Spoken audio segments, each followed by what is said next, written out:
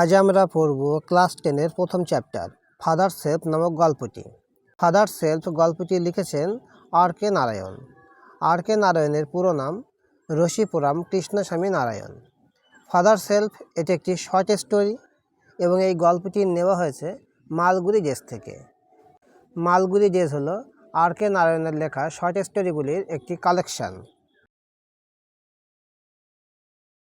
Lying in bed, বিছানায় শুয়ে স্বামী রিয়ালাইজড, স্বামী বুঝতে পারল উইথ এ শাডার, একটু আতঙ্কিত হয়েই, that it was Monday morning, যে এটা ছিল সোমবার সকাল। ইট লুকড, তার যেন মনে হচ্ছিল, as though only a moment এগো, কিছু সময় আগেও, ইট ওয়াজ ফ্রাইডে, এটা তো শুক্রবার ছিল। অলরেডি মনডে ওয়াজ হিয়ার, এর মধ্যেই সোমবার চলে আসলো। He hoped he did not have to go to school, সে আশা করেছিল তাকে স্কুলে যেতে হবে না, অর্থাৎ শনি রবি ছুটির দিনগুলো যেন তার কাছে খুব তাড়াতাড়ি পার হয়ে গেল বলে মনে হলো। অ্যাট 9 o'clock, 9টার সময়, স্বামীনাথন ওয়েলড, স্বামীনাথন বিলাপ করে উঠল, জোরে কাঁদতে শুরু করলো। আই হ্যাভ এ হেডাক, আমার মাথা যন্ত্রণা করছে। মাদার জেনারেসলি সাজেস্টেড, মা কোমল স্বরেই পরামর্শ দিল, দ্যাট স্বামী মাইট স্টে অ্যাট হোম, স্বামী আজ বাড়িতেই থাকতে পারে।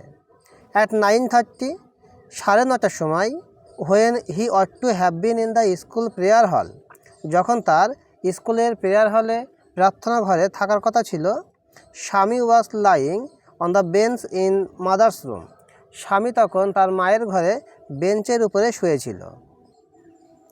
ফাদার আস্কড হিম, বাবা এসে তাকে জিজ্ঞাসা করলেন, have you no school today, আজ কি তোমার স্কুল নেই?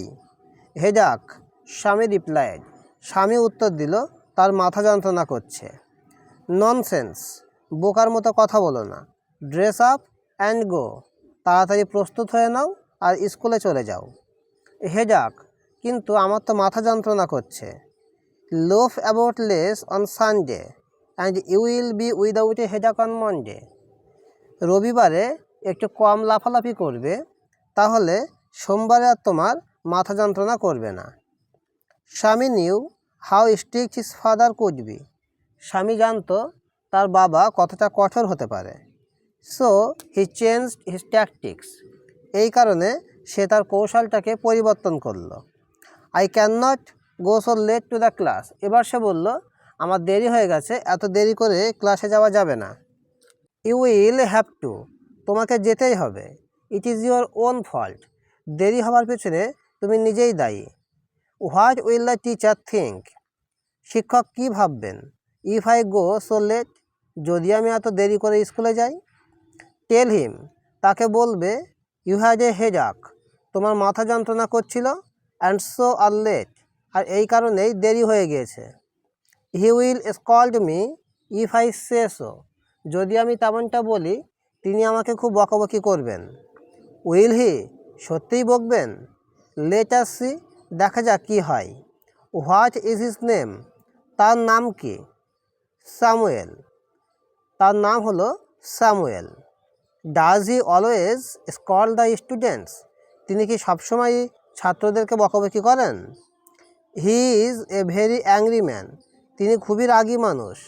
হি ইজ স্পেশালি অ্যাংরি, তিনি বিশেষ করে রেগে যান, উইথ বয়েস, সেই সমস্ত বালকদের উপরে, হু কাম ইন লেট, যারা দেরি করে আসে।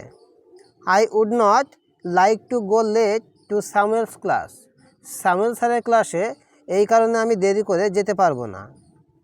If he is so angry, যদি তিনি এতই রাগী হন, why not tell your headmaster about it, তাহলে এটা নিয়ে তোমরা হেডমাস্টারকে অভিযোগ করো না কেন?